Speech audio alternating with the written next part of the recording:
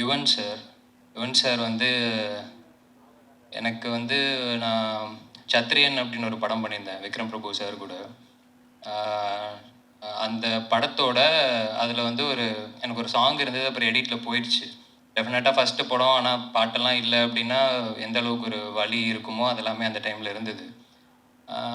சாரை நான் பார்க்கும்போது கூட அந்த மாதிரிலாம் சொல்லியிருந்தேன். பட் மேபி அந்த இதெல்லாமே சொல்லுவாங்கள்ல, சிம்பிளாக தான் சொல்லுவாங்க, இன்றைக்கி நடக்கலான்னா பின்னாடி பெருசாக நடக்கணும். நான் அப்போல்லாம் நிஜமாவே ஏதோ சும்மா நம்ம அழுதுறக்கூடாதுன்னு சொல்கிறாங்க அப்படி தான் நினப்பேன்.